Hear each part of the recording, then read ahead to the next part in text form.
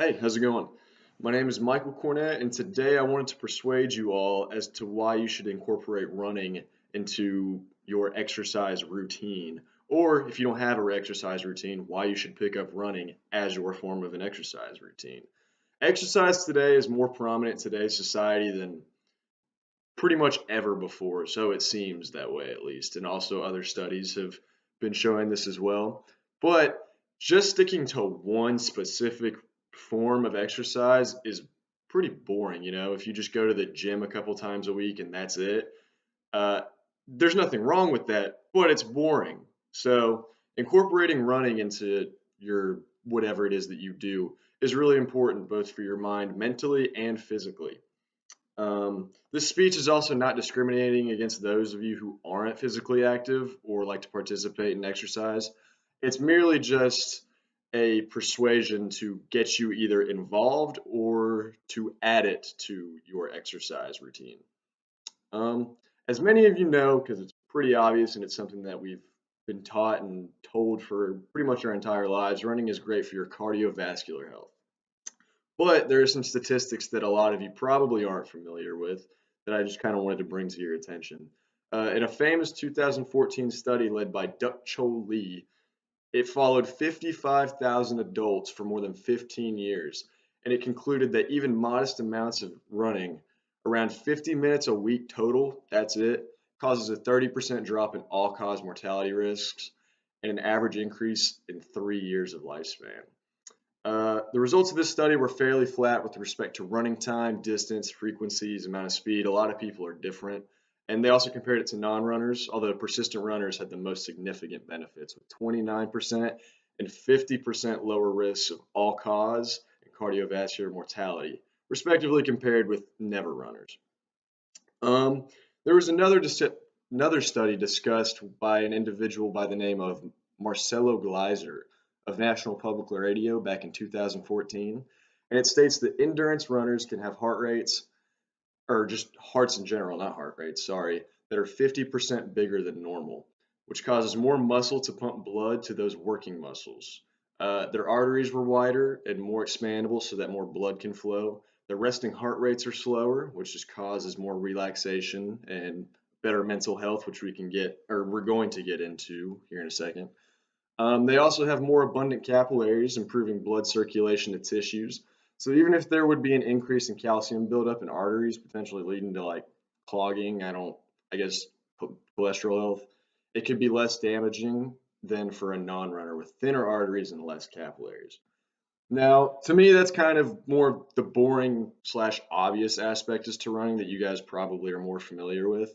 What I really wanted to get into is the mental health benefits of running, which some of you might be familiar with, but it's for those of you that aren't, this is truly where it becomes just so relevant and so important in today's society, running. Um, the main thing I wanted, or not the main thing, but one thing I really wanted to talk about is both high intensity running in the form of aerobic sprints and low impact aerobic running can improve your capacity to learn and retain new information and vocabulary. And that was according to findings in 2007 published in the Journal of Neurobiology for Learning and Memory. These benefits seem to be more pronounced in the case of high intensity running. However, both forms of running boosted levels of protein and the neurotransmitter cathalylamine, which are heavily associated with the brain's cognitive and learning functions. Um, Also, along with this huge influx of people becoming healthier that I was talking about in the introduction, there's also an increase in anxiety amongst our generation. Um, Running and other vigorous forms of exercise can reduce anxiety symptoms and help you to relax, but mainly running was what was conducted in this 2014 study by the Anxiety and Depression Association of America. That was really what they stressed it on, was just running is sort of a natural medication or a natural way to alleviate your anxiety. It's not saying that individuals who take the medication are doing the wrong thing. It's just an alternative if you don't feel like taking medication. There's also another study conducted. I forgot exactly who this was by, but it showed that taking both medications and running can improve your health, mental health, twice as much. Um, as I stated earlier, there's plenty of reasons to go for a run due to the fact that your heart can just become much healthier. With an influx of running comes an influx in heart rate, which just makes most individuals healthier. It's not always the case, which I'll be getting into next speech, which is some of the health risks of running. But what I feel most important is the positive mental health benefits associated with running. Not only has science showed us that it can increase endorphins and make us happier, there are plenty of social running groups that can help build relationships with other people that help increase our happiness. There's a Time magazine article published back in 2014, which seemed to be a popular year for running. There's a lot of 2014 publishings. There was a special titled in that Time magazine article titled Running Away from Mental Health, which talked about this group of individuals. It was 6 of them, I believe, that were called the Icebreakers. And they all had a tragic story to tell.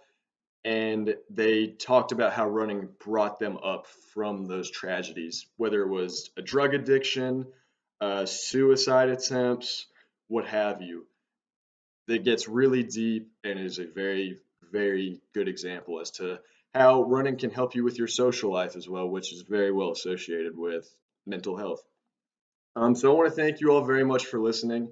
Hopefully you've acquired a better understanding as to why running can be one of the best forms of exercise for you. My next speech is going to be discussing or persuading you to, I guess, not run with certain health benefits or certain health causes because uh, running has been shown to not be the best form for certain individuals, but we'll talk about that more next time. So, once again, I want to thank you guys for listening, and yep, appreciate it.